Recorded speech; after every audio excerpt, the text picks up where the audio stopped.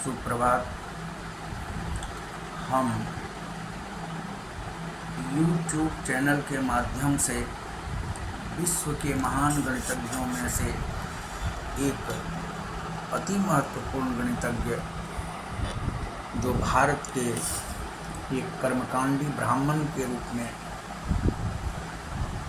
आए, उनकी गणित संबंधी जिज्ञासा कितनी उच्च कोटि की थी कि वो महानतम गणितज्ञों की सूची में सम्मिलित हो गए। उन्हीं के जीवन वृत्तांतों के कुछ महत्वपूर्ण अंश पर प्रकाश डालने का प्रयत्न कर रहे हैं। इसके संबंध में हमने 2 एपिसोड पहले बनाए थे। आज हम फिर थोड़ी सी चर्चा करके और मोटा मोटी इस अध्याय को समाप्त करने का प्रयास कर रहे हैं। इसके पहले यह कहा गया था कि रामानुजन के लंदन जाने के बाद प्रोफेसर हॉब्सन और H.F. बेकर दोनों ने रामानुजन के शोध पत्रों को उस ढंग से नहीं लिया जिसके योग्य वे थे, लेकिन यह बात भी सत्य है कि दिसंबर 1917 में जब श्रीनिवास रामानुजन को रॉयल सोसाइटी का सदस्य बनाने का प्रस्ताव 12 गणितज्ञों की ओर से प्रस्तुत किया गया, तब उन गणितज्ञों में प्रोफेसर हॉब्सन और प्रोफेसर बेकर दोनों ही सम्मिलित थे। रामानुजन ने प्रोफेसर सेसु अय्यर को संख्या सिद्धांत से संबंधित कुछ नए सूत्रों को दिखाया था। संख्या सिद्धांत रामानुजन का विषय था। संख्याओं के जादूगर थे वे। प्रोफेसर सेसु अय्यर ने रामानुजन का ध्यान हार्डी की Cambridge text order of infinity की ओर दिलाया, जिसमें हार्डी ने लिखा था, अभी तक ऐसी कोई राशि प्राप्त नहीं हो पाई है जिसके द्वारा यह पता लगाया जा सके कि किसी पूर्णांक से कम कितने कम रूढ़ पूर्णांक यानी प्राइम नंबर्स होंगे। रामानुजन ने प्रोफेसर सेसु अय्यर को यह बतलाया कि उन्होंने इस राशि को प्राप्त कर लिया है। प्रोफेसर सेसु अय्यर ने रामानुजन को प्रोफेसर हार्डी के पास पत्र लिखने की सलाह दी।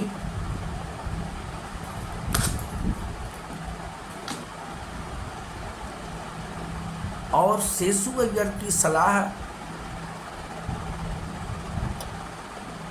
मान लेने के बाद रामानुजन ने 16 जनवरी सन 1913 को प्रोफेसर G.H. हार्डी को एक पत्र लिखा, जिस पत्र में उन्होंने लिखा, प्रिय महोदय, मैं अपना परिचय मद्रास पोर्ट ट्रस्ट के अकाउंट्स विभाग के लिपिक के रूप में, जिसका वेतन 20 पाउंड प्रति वर्ष है, देना चाहता हूँ।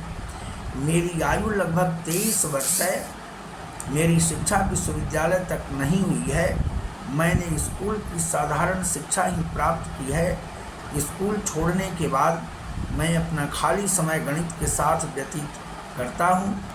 इसमें मैंने विश्वविद्यालयों के पाठ्यक्रम का अनुसरण नहीं किया है, बल्कि अपना ही एक नया मार्ग अपनाया है। मैंने डाइवर्जेंट सीरीज में विशेष अनुसंधान किया है और उस पर जो परिणाम प्राप्त किया है, उनको स्थानीय गणितज्ञों ने चौंकाने वाला माना है। आपसे मेरा आग्रह है कि आप संलग्न पृष्ठों को देखें। निर्धन होने के कारण इनको प्रकाशित करवा पाना मेरे लिए कठिन है। यदि आपको विश्वास हो कि उनमें कुछ मूल्य हैं और वे किसी श्रेणी के हैं, तो मैं उन प्रमेयों को प्रकाशित कराना चाहूँगा। मैंने वास्तव में अपनी खोज अथवा निकाले गए व्यंजक को संलग्न पृष्ठों में नहीं दिया है, केवल अपने कार्य करने के ढंग को दिखलाया भर है। आपके द्वारा दी गई कोई भी सलाह मेरे लिए अत्यंत मूल्यवान रहेगी। आपको दिए गए कष्ट के लिए क्षमा मांगते हुए आपका अनुग्रहाकांक्षी एस रामानुजन। रामानुजन का यही पत्र था जो उन्होंने प्रोफेसर GH हार्डी को लिखा था। और रामानुजन का पत्र पाने के समय प्रोफेसर हार्डी 35 साल के गणितज्ञ थे और ब्रिटेन में गणित की नई विचारधारा के प्रवर्तक के रूप में प्रोफेसर GH हार्डी की पहचान थी। रामानुजन के पत्र में 10 पृष्ठों का अनुलग्नक भी लगा हुआ था, जिसमें बीज गणित, त्रिकोणमिति और कलन शास्त्र की शब्दावली में रामानुजन ने अपने शोध अंशों को लिखा था। रामानुजन के शोध पत्रों को हार्डी ने लिटिल वुड को भी दिखलाया। लिटिल वुड कैम्ब्रिज के उस समय जाने माने गणितज्ञ थे। दोनों महान गणितज्ञों ने रामानुजन के शोध पत्रों को असाधारण कहा और 8 फरवरी सन 1913 ईस्वी को प्रोफेसर GH हार्डी ने श्रीनिवास रामानुजन के पत्र का उत्तर देते हुए लिखा, प्रिय महोदय, आपके द्वारा भेजे हुए पत्र और साध्य मुझे अत्यंत रुचिकर प्रतीत हुए हैं, परंतु आपके कार्य का सही मूल्यांकन करने के पूर्व आपके कुछ साध्यों की उपपत्तियां भी मैं देखना चाहूँगा। आपके द्वारा पत्र में जिन साध्यों का उल्लेख हुआ है उनमें 3 श्रेणियों की स्थिति स्पष्ट हो रही है। पहली श्रेणी में वैसे साध्य हैं जो पहले से ही ज्ञात हैं या ज्ञात प्रमेयों से निकाले जा सकते हैं। दूसरी श्रेणी में वैसे साध्य हैं जो मेरी जानकारी के अनुसार नए और रुचिकर हैं। उन्हें उत्कंठा और कठिन होने के कारण रुचिकर कहना ठीक होगा, न कि उनकी महत्ता के आधार पर। और तीसरी श्रेणी में बिल्कुल नए साध्य हैं और महत्वपूर्ण भी हैं, लेकिन वह पूर्णता सब कष्ट साध्य उपपत्तियों राइगरस प्रूफ के ऊपर आश्रित हैं, जिसका उपयोग आपने किया है। इन 3 प्रकार के निष्कर्षों के उदाहरण स्वरूप मैं आपके इस कथन कि आपको उचित शिक्षा की कमी रही है को अक्षरशः सत्य मान लेता हूँ, तो कुछ साध्यों को पुनः निकालना भी आपके लिए बड़ी प्रशंसनीय बात है। आपने अपने साध्यों को कुछ इस प्रकार से लिखा है कि उनके वास्तविक रूप को समझने में भी कठिनाई हुई है। इसके अतिरिक्त प्रोफेसर लिटिल वुड आपका वह सूत्र भी देखना चाहते हैं जिसमें प्राइम नंबर्स यानी रूढ़ संख्याओं का पता लगाया जा सकता है। मैं पुनः कहना चाहूँगा कि आप अपने साथियों को की अधिकाधिक उपपत्तियाँ भेजें। मुझे ऐसा प्रतीत होता है कि आपने प्रकाशन के लायक बहुत से कार्य किया है, और यदि आप उन साथियों का संतोषजनक प्रस्तुतिकरण कर सकें तब इस ओर आवश्यक सहायता करके मैं प्रसन्नता का अनुभव करूंगा। GH Hardy. यह GH हार्डी का रामानुजन को लिखा गया पत्र था। इस बीच अनेक पत्राचार हुए और अंततः 17 मार्च सन 1914 को रामानुजन ने लंदन के लिए प्रस्थान किया। रामानुजन 14 अप्रैल 1914 को लंदन पहुँचे। रामानुजन संख्या शास्त्र के दृष्टा ऋषि थे।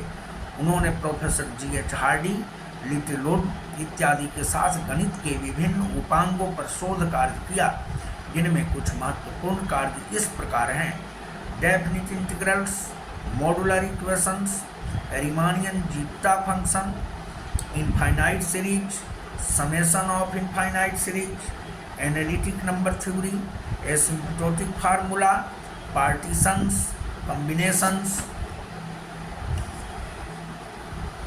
इन सारे कार्यों के बीच यह उल्लेखनीय है कि रामानुजन का सबसे लंबा शोध लेख हाईली कंपोजिट नंबर्स है, जो 62 पृष्ठों का है और जिस शोध लेख में 269 समीकरण हैं। इस लेख का प्रकाशन सन 1915 ईस्वी में proceeding of London mathematical society के माध्यम से हुआ।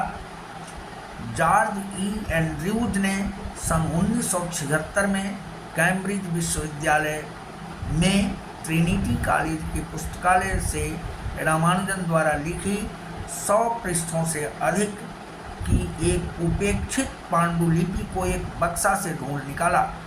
यही सामग्री रामानुजन की लॉस्ट नोटबुक के नाम से जानी जाती है। रामानुजन की जन्म शताब्दी 22 दिसंबर 1987 के अवसर पर नैरोसा पब्लिशिंग हाउस ने लॉस्ट नोटबुक का एक फेसिमाइल संस्करण निकाला था। इसकी आशु प्रति तत्कालीन प्रधानमंत्री राजीव गांधी द्वारा रामानुजन की पत्नी जानकी अम्मल को भेंट की गई थी और दूसरी प्रति पेंसिल्वेनिया विश्वविद्यालय के गणित के प्रोफेसर जॉर्ज ई एंड्रयूज को दी गई थी। जीवन के अनेक संघर्षों से सामना करते हुए इस महान गणितज्ञ ने 26 अप्रैल सन 1920 को मध्याह्न से पूर्व महाप्रयाण किया। महाप्रयाण के समय इस महान व्यक्ति के निकट पत्नी जानकी अम्मल, माता कोमला तम्मल, पिता श्रीनिवास अयंगर, जो रामानुजन की मृत्यु के समय तक दृष्टिहीन हो चुके थे, दोनों भाई लक्ष्मी नरसिंहा एवं तिरुनारायणन और कुछ अन्य मित्र उपस्थित थे। प्रोफेसर हार्डी को इस बात पर अत्यंत गर्व होता था कि उन्होंने रामानुजन की खोज की है। रामानुजन के संबंध में प्रोफेसर जी.एच. हार्डी बार बार प्रत्येक सम्मेलन में यह कहते थे कि मेरी सबसे बड़ी खोज रामानुजन को ढूंढ लेना है और इससे बड़ी खोज गणित के संसार में किंचित ही हो सकती है। रामानुजन के जीवनीकार रॉबर्ट कैनिगल ने लिखा है, भारत आध्यात्मिक मूल्यों के वर्चस्व की भूमि है। रामानुजन ने अपनी अंतिम सांस तक कभी भी देवी देवताओं से संबंध नहीं तोड़ा। वे देवी नामगिरी को बार बार स्मरण रखते थे। उनका जीवन दक्षिण भारत के मूल्यों और आस्थाओं में बसा हुआ था और रामानुजन ने उन्हें पूर्ण रूप से अपने जीवन में अंगीकृत किया था।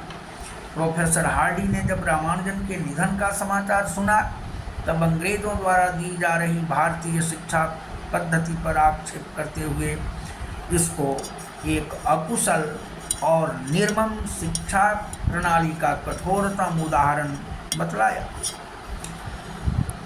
भारत के पूर्व राष्ट्रपति डॉक्टर APJ कलाम ने देश में गणित के संवर्धन के लिए रामानुजन के प्रति श्रद्धा सुमन अर्पित करते हुए निम्न वर्णित कार्य योजना को प्रस्तावित किया था।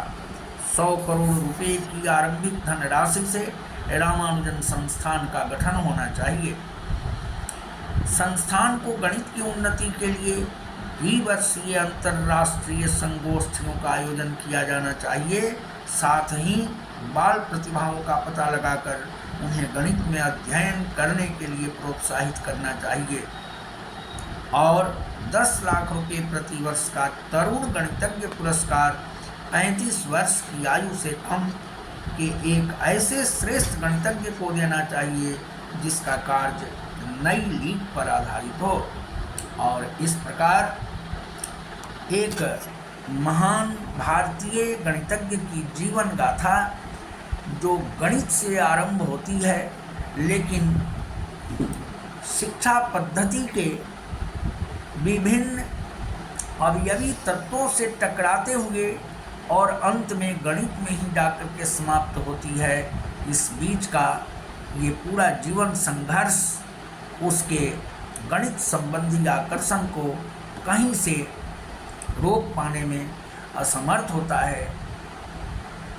इसी मार्ग से जाकर के पूरी होती है। निस्संदेह रामानुजन विश्व के महान गणितज्ञों के बीच की वैसी धरोहर थे जिनकी तुलना के लिए कोई भी नाम बहुत ही छोटा होगा। यह बात अलग है कि उनका क्षेत्र अलग था। ये संख्या सिद्धांत के थे, संख्याओं से उनकी गहरी दोस्ती थी। लेकिन यह भी बात सत्य है, संख्या का इतना बड़ा जादूगर बहुत ही कम इस संसार में देखने को मिला। कार्ल फ्रेडरिक गॉस, आयलर और रामानुजन एक श्रेणी, एक मंतव्य और एक रास्ते के पथिक थे, लेकिन रामानुजन संख्या सिद्धांत के थे, संख्या के थे और पूर्ण रूप में मिला जुला करके गणित के बहुआयामी व्यक्तित्व थे। इस एपिसोड में इतना ही। थैंक्स। आगे फिर कुछ नई जानकारी के साथ